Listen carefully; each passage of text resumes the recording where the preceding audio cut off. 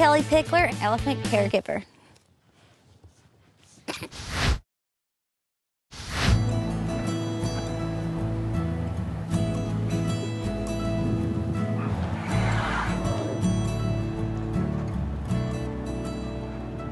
The Elephant Sanctuary is based just outside a tiny little town called Hohenwald, which is about 2 hours southwest of Nashville in Tennessee.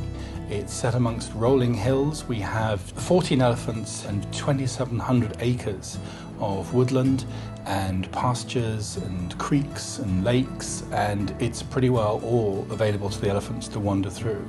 One of the unique features about the sanctuary, and perhaps its most beautiful feature, is that it represents a happy ending. Animals come here from having terrible lives in many cases, and here they come into heaven. This is elephant heaven. That's what we give them, and we know that they're going to be here for the rest of their lives. They're never going to go anywhere else. They're never going to be made to perform. They just can enjoy their time together, whether that's a year or whether it's 2 years or whether it's 3 decades. This is their home forever.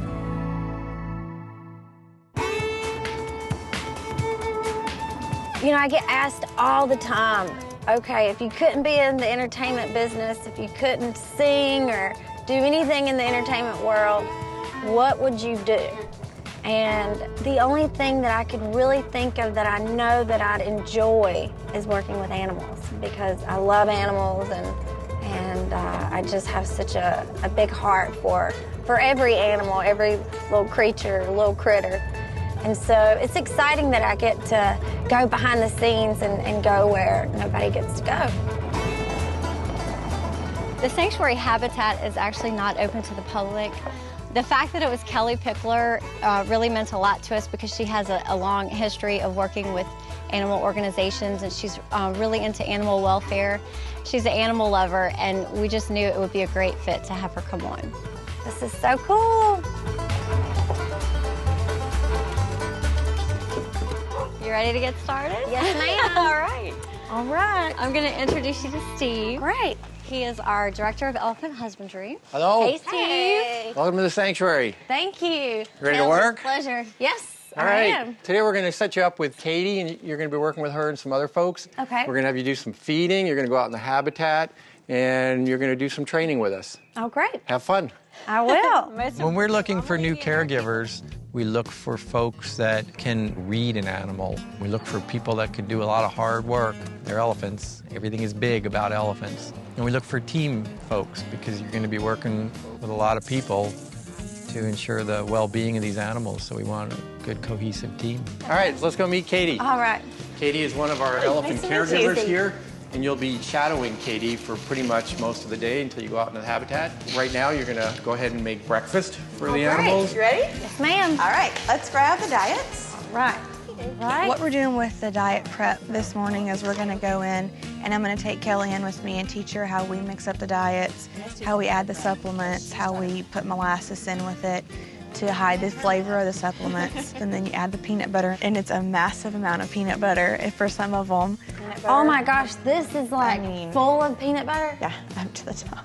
Oh, where can I get one of these? I need one of these. In the green room, right there. Right. Note to self. Yeah, exactly. The first elephant meal that I've ever in my life prepared consists of lots and lots of peanut butter and grains and supplements, vitamins, all the things that they need. So it was really neat to prepare the food, and it takes a lot of food to fill up those bellies. So we're going to meet these guys. We're going to let them meet you. So everybody becomes familiar with everybody. They're so big. This is Misty. It's so wild because, you know, animals, just like us, we have a pretty good instinct about someone when we meet them, first off. And that's the same way these elephants are. They really read your energy. And I think they kind of make up their mind quick if they like you or if they don't. They have to develop a trust for you. If you approach too quickly, they're going to get scared. And we don't want a scared elephant. And so we have to really kind of pace the introduction and make sure the elephants are okay with it. Oh, they look like they're smiling. You could tell that Kellie just loved the elephants from the minute she was in there. She was just fascinated at how majestic they are, at their beauty, at just at everything about them. A lot of people who see them from afar in a circus or in a zoo when you're across a big moat. You don't see those eyes. The eyes communicate relaxation, fear, apprehension, and these girls were very calm with Kellie, so it was nice to see that, and it was nice to let the elephants experience that. How long do you keep them inside for? Just for feedings? And actually, if they didn't come in the night before, we would have gone out into the habitat and feed, and we have 2 elephants that did not come in, and you're going to go out later with Clint and feed. I mean, they really get to do what they want, which is good, you know? Good. For the first time, they're not being told what to do. Or made to do something. Monday. They're asked. Good girl. Thank you. When we present their food, the safest way to do it is to put their treats on the hay and then move it forward with a broom. And it's just a safer way to do it. There you go, Dee. Good girl. Push it in there. She knows what she's doing. She's good at it. And then be careful that she doesn't grab the broom always. She really? Well, that'll hurt coming out, honey. I guess what surprised me about working with Kellie today was how much she was ready to go. She was always ready to be told what to do and always ready to go on to the next task. Ready to go feed Misty? Yeah. We'll bring the broom with us. Our elephants eat a lot. Our girls get probably around a bale of hay per day. Their produce just in the evenings is between 7.5 and 8.5 pounds, depending on the girls. Attention to detail. Look at that. That's right. Well, I'm sure it takes every little bit to fill her up.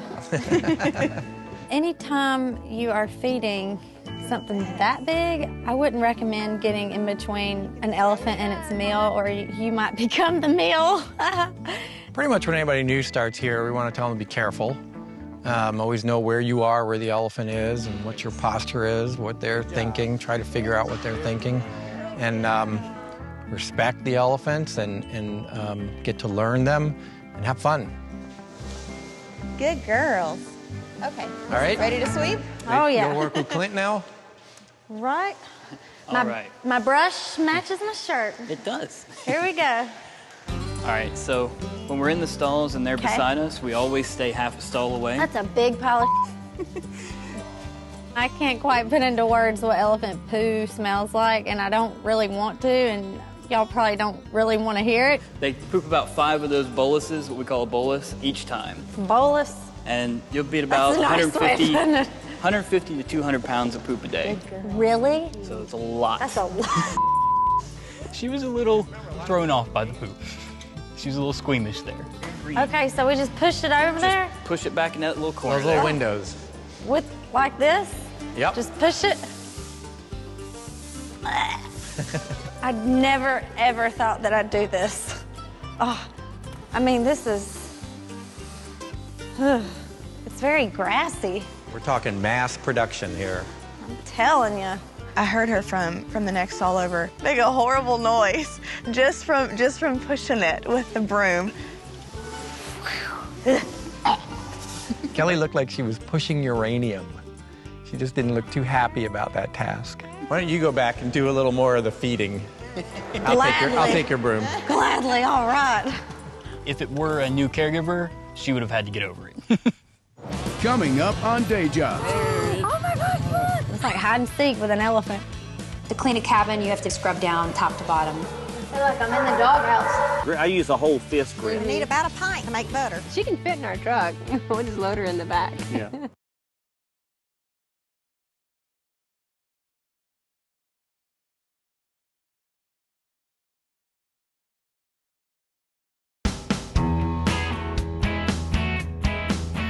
Well, I'm at the Elephant Sanctuary in Tennessee, and it's so beautiful. It's amazing here. And I've been an elephant caregiver today.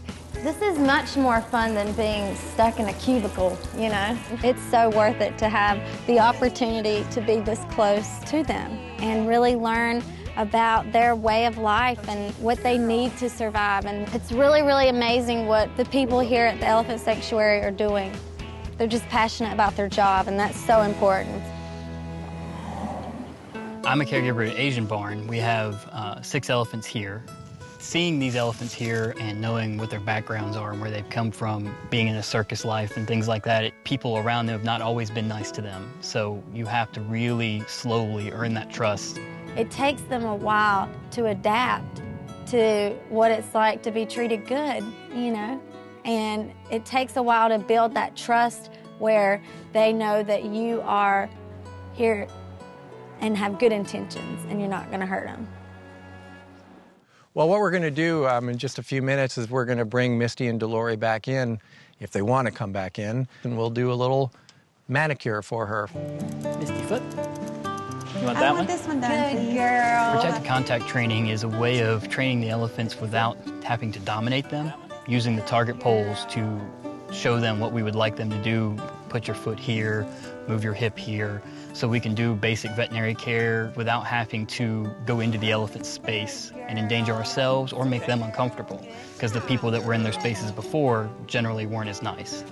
Good girl. Yeah, Good girl. good girl. She started out in the circus until the early 70s, and then she went to that wild animal park. Back to the circus and then sold in '88. And you think about what that does to an animal to go through all those moves where it thinks it's home, it thinks it's set itself up It's like somewhere. a child in foster care that's thrown around all Right. different, never has stability, you Right. know? And everything needs stability. Kellie was obviously very empathetic in what they went through and very appreciative of what the elephants were willing to do for us while we were doing the foot care. With captive elephants, one of the bigger problems is foot care. Living on concrete their whole lives in zoos, a lot of times they develop bad foot problems, arthritis, things like that. So what we're doing is trying to trim the toenails so that they're a little more even, because they can overgrow without being in the wild. They normally would dig and kick dirt with their feet and trim their own toenails down, but being in captivity, they don't know to do that because they weren't raised in the wild. They didn't learn that behavior. Now you're all pretty. At the elephant sanctuary, if there's one thing that these elephants have, it is freedom. They're not forced to do anything that they don't want to do. Everything is free will. And that is what the elephant sanctuary is about. We were going to have Kellie go out into the habitat, to have her go find an elephant and feed an elephant, which can be hard to do. You can spend hours out there sometimes looking for an elephant. They could live out in the habitat off of what they find there pretty much all year round, except for the winter when everything's kind of dying off. Our feed that we give them is more of a visual check. We get to see them, make sure everything's okay, and we do that twice a day. To get on the four-wheeler and ride out into the natural habitat that they live in is really, really neat, because I've never rode through the woods looking for an elephant. You gotta search for them. It's like hide and seek with an elephant. Oh my God, look! We found her walking up the trail toward us, and Kellie got really excited. She squeaked a little bit. Go, baby. I was not expecting that. Oh, it was so wild when I was sitting on the four-wheeler, and I just looked over, and here comes Tarra, this big old elephant, just, oh, you know, right around the corner. I'm thinking, oh my gosh, it was just kind of, it startled me at first, but it was so neat. We pulled back away, or rode back far enough to give her her space so that she could eat, and it's just so amazing. They're just fascinating creatures to me. I was completely blown away by the story about Tarra and Bella, the dog, and how they've built this beautiful friendship. You know, there was no communication barrier between a dog and an elephant, and they stuck together. And, you know, Bella passed a while back, and to know that the elephant mourned, you know, it's like they have feelings just like we do. And they actually buried Bella out here, and Tarra goes to visit Bella's gravesite. They're so much like people, you know? So much like us. It's really a beautiful thing. All right, well, first day is just about over. I guess we do How'd our... I do? Yeah, how did she do? Did great. Wonderful. Clearly Absolutely. the girls like you. Oh, I love it. This was so much fun. Thank y'all again for letting me shadow you for the day and see what you do, and I think it's amazing. So. Fun? You had a lot of fun? Oh my gosh, yeah, this was one of the most incredible things I've ever got to be a part of, to do. So I thank you so much for letting me come. Well, you're welcome. It was great having you here. Thank you. Okay, you're welcome. You're very welcome. Thanks. Absolutely. All All right. This care of is elephants. absolutely a once-in-a-lifetime opportunity. For them to allow me to come here today is an honor, and they've really done such a wonderful job creating this atmosphere for them. This is their sanctuary, you know? This is home. This is where they're safe. Come here, everybody. Coming up, Yeah. Oh! I did try the doggy cupcake. Pretty tasty. She looks good scooping poop. Not everybody looks good doing that, but she does it well.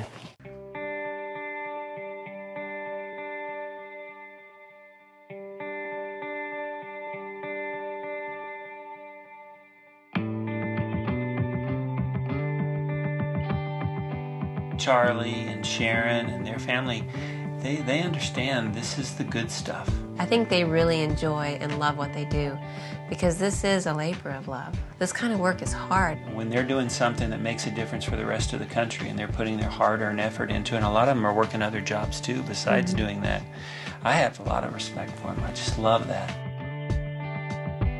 I think that people should do what they love because the happiness will be there. Why do we work if we're not trying to get to happy? Nancy absolutely loves what she does, and she loves these dogs, and she loves that environment, and I think it's awesome. I think the number one thing that you have to work at a place like the Elephant Sanctuary, you have to be passionate about it.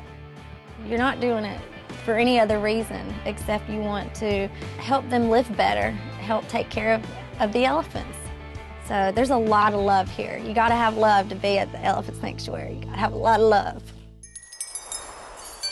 Thank you, Willie.